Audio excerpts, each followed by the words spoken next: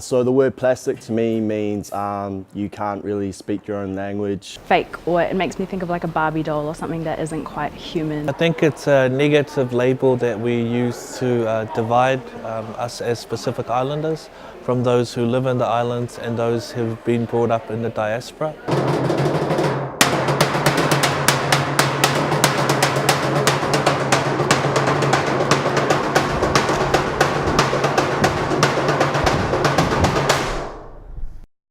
Hi, my name is Rashad, 23 years old, and I'm Samoan.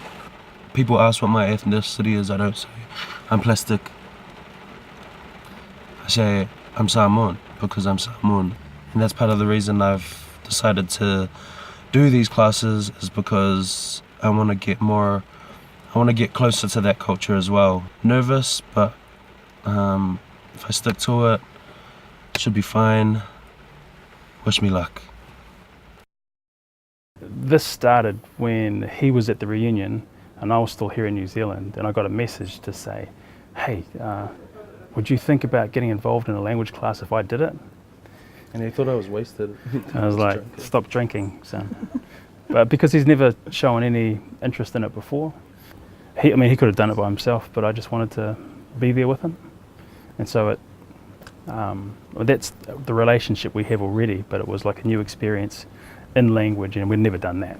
So that was, for me, that was a change already, and one that I really enjoyed.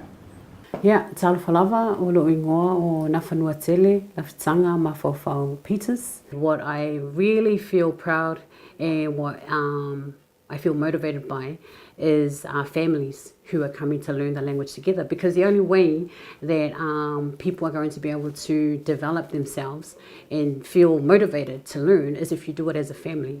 My purpose is to encourage younger generation like yourselves, but also anybody that I come across, whoever they may be, whatever culture they may be, to know that, you know, being Samoan is not something that's separate from being, you know, who I am. That is me. In Samoan culture, you are given a title, and it's the title that is either an ali'i title or a tula fale title. Now, they are both just as important in terms of the family and the role that they play as leaders of a family, of a village, of a district. So the High Chief is what we call a non-speaking chief. He is she is a chief who will make final decisions, oversees discussions, but they don't do the public speaking. Does anyone here have a title? Anyone's family member have a title? Oh, Duane, you've got a title. Yeah, is your title an ali'i title or tula fale? Ali'i. Okay, so do you want to tell us can you tell us, please? So the title is Tofi Lau, and it's from Iva and Savai. And the reason for getting involved in that was, again, it was a family thing. It was about being more connected. And the older I get, it's more about understanding my responsibilities to the family and to the villages that we're connected to. And so for me, just understanding it was going to be really uncomfortable, but setting the example for my kids, but also, you know, respecting the journey that my parents and my grandparents have taken. Yeah, so assuming that title has a lot of responsibility, and for me, I need to learn, and that's what we're doing, taking the classes together as well.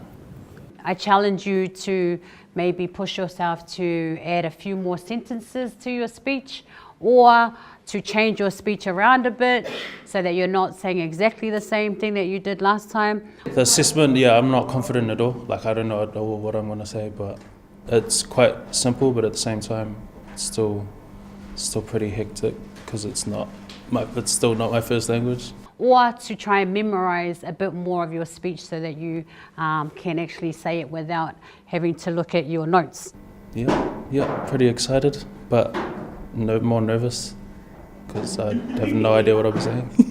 Yeah, so I've known Rashad for a very long time, ever since we were like maybe 13, 14.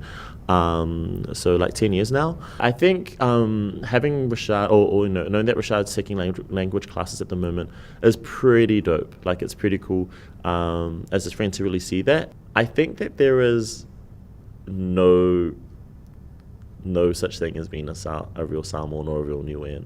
I think that having that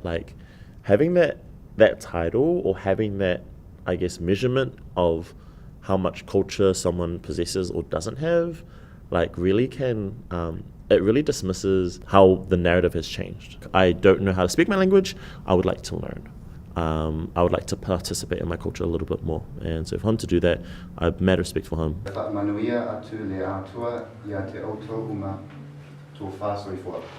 I feeling? I'm feeling very, very nervous, but I'm excited to get it out of the way, done and dusted.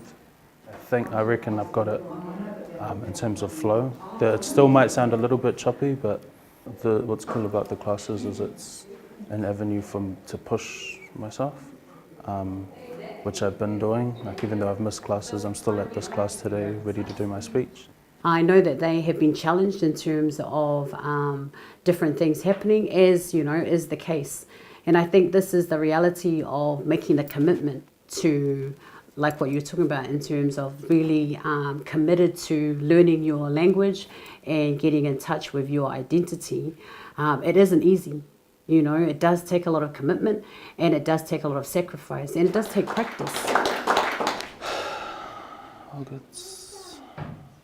Yeah. Okay, sweet. Sorry for the delay, guys. Alright.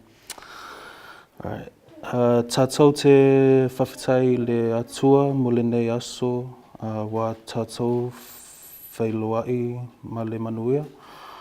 O lo'u ingoa o Rashad Stanley. Ua o le olomatua o le mātou ainga. E toa tolu o uso laiti. O lātou ingoa o Preston Sarah ma Alex. Ua o le tama Samoa o te aonga i le AUT. O te whau'u nei i le tausanga whau. Whawhitai mo le whaafofonga mai.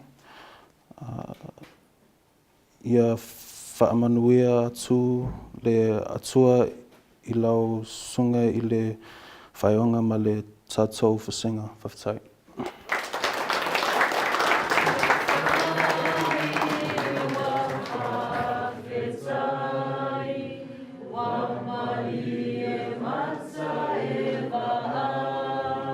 The 10 weeks is just 10 weeks. It's not a get in and you're done. It's part of a journey. Those classes allow us to do some really simple things. One is to develop ourselves, but it also gives us an opportunity to speak to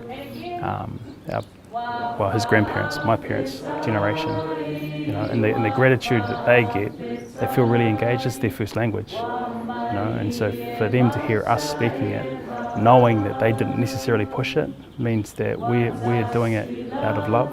We've made the choice to do it.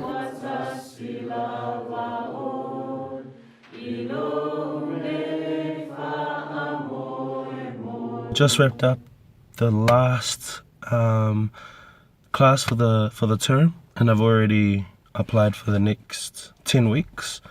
Same class. I'm not moving up just because I feel I still need to perfect it before I go up to the next level.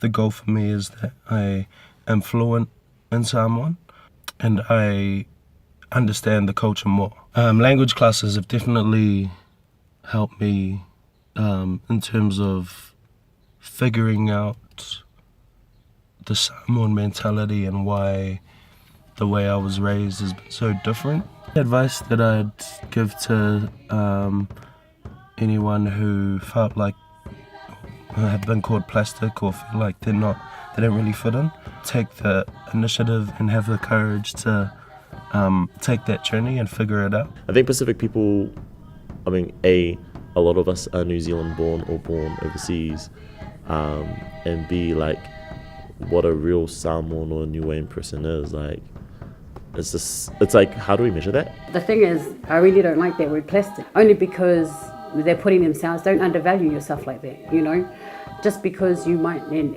I know that they don't mean to say that sort of stuff, but just by saying that, they already label themselves as someone who's not worthy, when you are, doesn't matter whether you're a tiny bit Islander or a lot, you know, you still are an Islander, you still are Samoan, and therefore nobody can tell you you're any less than that. For me, there is no such thing as being a real Samoan.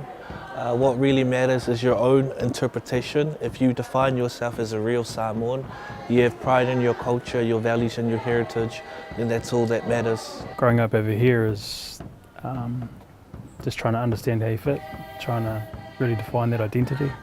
The whole plastic thing is someone else's words. You know, we're brought up to, you know, be hardworking and respect our elders. I think if you follow those things and remain humble and don't forget your roots, I think that's how you can be called a real Samoan. If you feel your heart is somewhere else, then pursue that. But if you're content and you're happy, then that's the position you want to be in. So, yeah, peace. Obviously not everyone has grown up in circumstances where they can know the language, but if you're passionate about it and you want to give back to your people and understand and learn the culture, then I think you can be a true anything, true Cooke Islander, true Samoan, true whatever you are. Don't sound plastic. Why put us down? When we should be building ourselves up. Because I'm proud of who I am. O te mita mita I le mea o te sauai. Just because I don't speak or understand much about my culture. It doesn't mean we're fake. It just makes us more real.